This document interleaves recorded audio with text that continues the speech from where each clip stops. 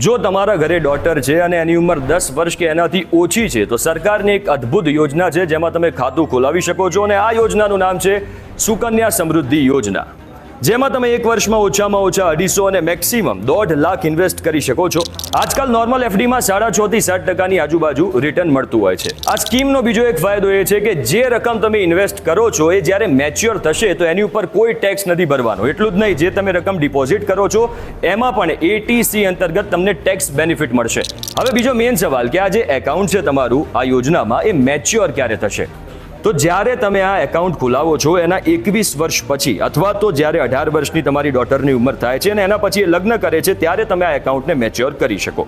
બીજી ઇમ્પોર્ટન્ટ વાત કે આમાં ડિપોઝિટ ડ્યુરેશન એ 15 વર્ષનો છે, એટલે તમે આમાં 15 વર્ષ સુધી જ રૂપિયા ભરી શકો છો. એટલે કે જ્યારે તમે 10 વર્ષની તમારી ડોટરની ઉંમર થાય છે ત્યારે તમે એકાઉન્ટ ખોલાવો છો તો એ જ્યારે 31 વર્ષની થશે ત્યારે આ એકાઉન્ટ મેચ્યોર થઈ શકશે, અથવા તો 18 વર્ષ પછી જ્યારે એના લગ્ન થશે ત્યારે તમારું એકાઉન્ટ મેચ્યોર થશે.